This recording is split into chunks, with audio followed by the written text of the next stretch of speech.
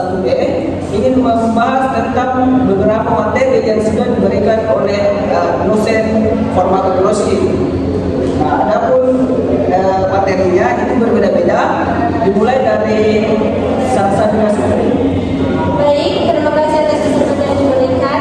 Perkenalkan, nama saya Salsabila Supri dengan NIM 23030.AF. Di sini saya akan membahas tentang materi glukosionat. Perkenalkan, nama saya Nurul Sani dengan NIM 23.020.AF. Di sini saya akan menjelaskan tentang alkaloida. Perkenalkan, nama saya Nurul Huda dengan NIM 23.000.AF. Di sini saya akan menjelaskan tentang metabolisme sekunder. Perkenalkan, nama saya Muhammad Fajar dengan NIM 23011F. Di sini saya akan membahas tentang metabolit primer. Perkenalkan, nama saya Sri Wahyudi dengan NIM 23034AF. Di sini saya akan menjelaskan materi tentang terpen. Perkenalkan, nama saya Ajul Hidayah dengan NIM 23003AF. Saya akan menjelaskan tentang fenolik. Jadi dimulai dari saya dengan jadi metabolit primer adalah senyawa organik yang berasal dari tanaman dan secara umum memiliki kemampuan bioaktif baik untuk kelangsungan hidup maupun pertahanan tumbuhan. Metabolit primer diproduksi selama fase pertumbuhan organisme yang disebut sebagai trofofase. Berdasarkan pembentukannya, metabolit primer diantaranya yaitu esensial untuk hidup, yaitu tumbuhan normal berupa enzim fisiologis seperti menghasilkan energi dan karbohidrat, terlibat langsung dalam fungsi fisiologis lawan seperti protein dan enzim terdapat di dalam organisme atau sel. Nah, metabolit primer ini bisa didapatkan di tumbuhan melalui fotosintesis, seperti halnya padi dan ketan menghasilkan karbohidrat, kedelai menghasilkan protein, dan tebu menghasilkan glukosa atau gula. Adapun contoh lainnya seperti asam organik sederhana, asam lemak, protein, hormon, dan enzim. Nah, jadi kesimpulan dari metabolit primer ini merupakan senyawa esensial yang dihasilkan selama proses metabolisme dasar dalam organisme tumbuhan. Metabolisme primer terlibat langsung dalam fungsi vital, termasuk pertumbuhan, perkembangan, dan reproduksi, mencakup senyawa karbon, protein, lipid, dan asam nuklear. Nah, itulah tadi beberapa pembahasan sedikit tentang metabolit primer. Dilanjutkan lagi oleh Nurul Huda. Jadi saya akan menjelaskan tentang metabolit sekunder. Metabolit sekunder merupakan komponen kimia yang dihasilkan tumbuhan melalui biosintesis senyawa metabolit primer. Adapun perbedaan metabolit primer dan metabolit sekunder yaitu tidak terlihat langsung dalam proses dasar kehidupan, tetapi memainkan peran dalam adaptasi perlindungan dan interaksi organisme dengan lingkungannya. Kedua, dihasilkan dari jalur metabolisme yang lebih khusus, seringkali sebagai produk sampingan. Adapun yang kedua, dihasilkan dari jalur metabolisme yang lebih khusus, seringkali sebagai produk sampingan dari metabolit primer. Yang ketiga, diproduksi dalam jumlah kecil dan biasanya dihasilkan pada fase pertumbuhan tertentu, seperti pada fase stasioner atau pada kondisi lingkungan khusus. Keempat, berfungsi untuk melindungi organisme dari predator atau patogen atau tekanan lingkungan, serta untuk menarik penyerbuk atau penyebaran biji. Adapun sumber metabolit sekunder bisa didapatkan dari daun, akar, kulit, batang, dan bunga. Salah satu contohnya yaitu zat sintesetin, salah satu contohnya flavonoid pada daun kubis kucing, terdapat pada daun di bagian jaringan epidermis dan mesofil daun. Contohnya flavonoid jeruk dan seledri.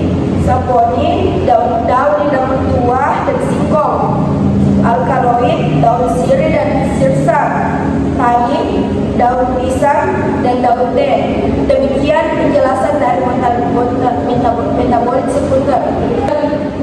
Jadi itulah tadi materi dari metabolisme sekunder. Selanjutnya dibawakan oleh Nur Insani. Jadi di sini saya akan menjelaskan tentang alkaloid. Alkaloid sendiri merupakan senyawa yang mempunyai struktur heterosiklik yang mengandung atomen dalam intinya dan bersifat basa. Di sini saya mengambil 8 contoh jenis alkaloid, yaitu ada pirol, pirolidin, piridin, piperidin, imidazol, quinolin, isiquinolin, indol, dan urin.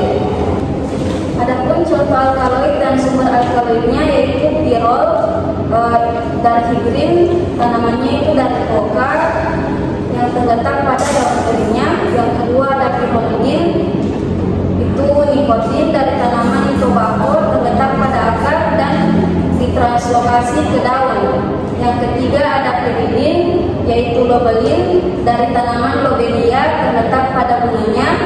Yang keempat ada imidazol, yaitu pilokarpin dari tanaman pilokarpus terletak pada daunnya. Yang kelima ada quinolin, yaitu quinin dari tanaman sipona terletak pada kulit pohon. Yang keenam ada isiquinolin, yaitu dalmorfin yang berasal dari tanaman opium yang terletak pada biji kopi. Selanjutnya ada indol dari reserpin dari tanaman Rauwolfia terletak pada akar dan kulit batang. Selanjutnya ada purin, yaitu kafein yang berasal dari tanaman teh terletak pada daun tehnya. Terakhir ada piperidin yang berasal dari piperin dari tanaman lada hitam terletak pada bijinya. Adapun mekanisme dari alkaloid yaitu mengganggu komponen penyusun peptidoglikan pada sel bakteri sehingga dinding sel tidak terbentuk secara utuh dan sel bakteri mati. Yang kedua ada menghambat aktivitas enzim asetil kolinesterase. Yang ketiga ada meningkatkan tingkat asam gamma aminobutirat. Yang terakhir ada bereaksi sebagai antagonis NMDA. Selanjutnya materi akan dilanjutkan dengan Sri Wahyuni. Baik, di sini saya akan menjelaskan materi tentang terpen. Adapun definisi terpen yaitu golongan hidrokarbon yang terdiri dari beberapa isopren yang banyak dihasilkan oleh tumbuhan dan terkandung pada getah dan vakuola selnya. Pada sel tumbuhan, vakuola membantu menjaga keseimbangan air. Kemudian pada terpen, Kemudian terpen pada tomat ditemukan dalam jumlah besar di trikoma kelenjar yang terdapat pada daun, batang, buah muda, dan bagian bunga. Terpen pada pegagan atau Sela asiatic terletak pada daunnya. Kemudian untuk contoh terpen pada tumbuhan, tanaman yang mengandung senyawa terpen itu seperti kayu konifer, buah jeruk, ketumbar, kayu putih, lavender, lemon, bunga lili, dan mawar yang diperoleh melalui dengan proses ekstraksi atau uap suling.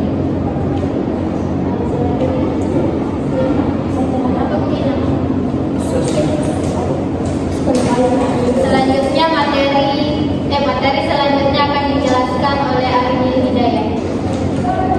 Baik, saya akan menjelaskan tentang fenolik.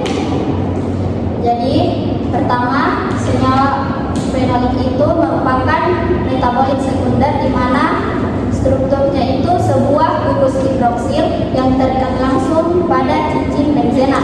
Adapun klasifikasi fenolik ada 6, yaitu pertama fenol sederhana, asam fenolik, flavonoid, tanin, lignin, dan kumarina. Fungsi fenolik yaitu sebagai antioksidan dan antimikroba. Sumber senyawa fenolik ditemukan dalam buah-buahan seperti apel, anggur, dan beri, sayuran, brokoli dan bawang, teh dan kopi, coklat dan biji-bijian. Selanjutnya dilanjutkan oleh Saudari Salsabila Sukri. Baik, saya akan menjelaskan tentang glukosionat. Glukosionat adalah senyawa dari tioglukosida yang tersusun atas gula, sulfur, dan nitrogen yang umumnya merupakan komponen utama dari minyak mustard. Glukosida adalah senyawa yang memiliki aktivitas anti kanker yang membedakan sayuran brasisikan dari sayuran lain.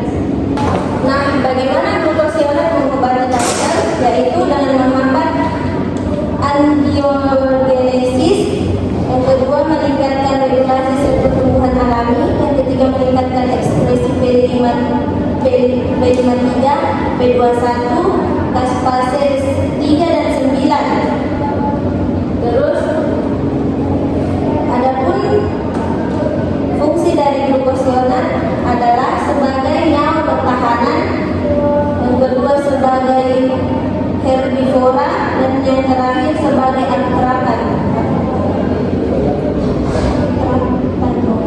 Dan yang ketiga sebagai antirakan. Oke, terima kasih banyak.